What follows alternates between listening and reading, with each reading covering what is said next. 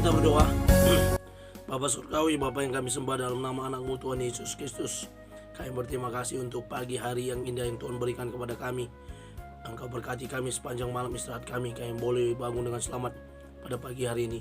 Itu semua karena kemurahan Tuhan.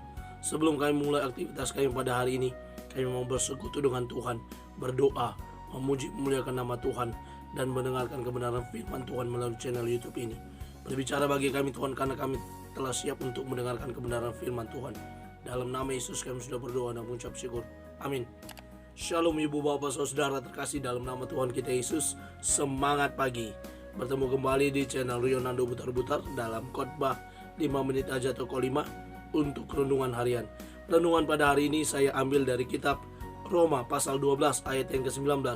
Demikian kesaksian firman Tuhan. Saudara-saudaraku yang kekasih, janganlah kamu sendiri menuntut pembalasan, tetapi berilah tempat kepada murka Allah. Sebab ada tertulis, pembalasan itu adalah hakku. Akulah yang akan menuntut pembalasan, firman Tuhan. Pembalasan mutlak milik Allah. Ibu bapak saudara terkasih dalam nama Tuhan kita Yesus, jika berbicara tentang balas dendam, ketika seseorang menyakiti kita, ketika seseorang menjahati kita, ketika seseorang mengatai kita, ketika seseorang membuli kita atau membuat hal-hal yang menyakiti hati kita, secara manusiawi pasti kita pengen rasanya untuk balas dendam. Kalau ada bahasa orang ibu-ibu, pengen ku cambak rasanya dia katanya, ya, atau pengen ku balas. Atau ada orang, kalau dia baik sama saya bisa 2 kali lebih baik dari dia. Tapi kalau dia jahat, saya bisa 2 kali lebih jahat dari dia. Artinya kondisi yang seperti itu adalah kondisi sebab akibat. Sementara firman Tuhan buat kita pada pagi hari ini mengajarkan kepada kita bagaimana hukum kasih itu boleh berlaku. Bahwa kita sebagai orang percaya, sebagai anak-anak Tuhan, sebagai orang Kristen, diminta untuk tidak membalas dendam. Diminta untuk tidak membalas apa yang jahat yang telah dilakukan oleh orang lain. Banyak contoh di Alkitab yang mungkin bisa jadi renungan atau pelajaran bagi kita. Contohnya Saul, dia selalu berbuat jahat pada Daud, tetapi Daud selalu membalas dengan kebaikan. Bahkan ada beberapa kali kesempatan Daud untuk dapat membalas kejahatan Saul. Seperti di dalam sebuah gua, dia punya kesempatan untuk membunuh, tapi itu tidak dilakukannya. Dia punya kesempatan yang lain lagi, tapi dia tidak membalas. Sampai teman-teman seperjalanannya, anak buahnya bilang, kenapa gak dibunuh aja? Ini kesempatannya, Tuhan udah berikan kesempatan untuk membalas. Tapi Daud tidak melakukan pembalasan. Bahkan yang lain kita bisa lihat, contoh yang lain adalah Yusuf. Yusuf adalah korban dari trafficking dari saudara-saudaranya, abang-abangnya. Dia dijual sebagai budak di Mesir, tapi Tuhan buat sesuatu berubah. Dia menjadi seorang pemimpin di Mesir.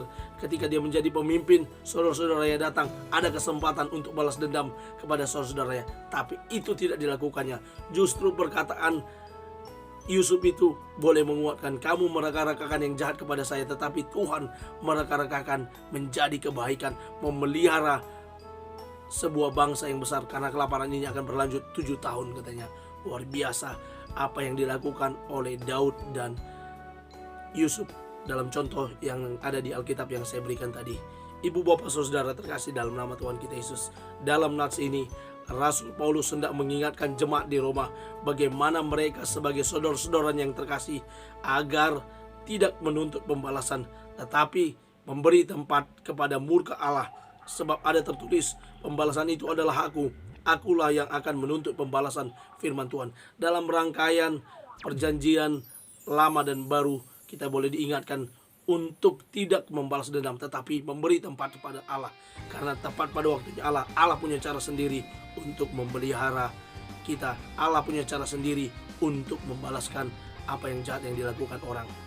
Mungkin bahasa yang bisa saya sebutkan, biarlah sampai capek mereka buat jahat, kita tetap berbuat kebaikan. Saya mengutip dari renungan harian, di artikel renungan harian berkata, mengasihi, bermurah hati, dan mengampuni musuh adalah bagian kita.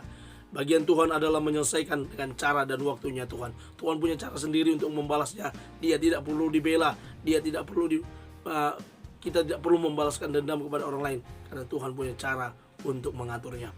Lalu Andreas Natamaja, penulis renungan Kristen, berbicara, Jika membalas dendam adalah dosa yang melanggar perintah Tuhan, mereka yang mudah naik darah biasanya mudah terpancing untuk melampiaskan kemarahannya dengan melakukan kekerasan.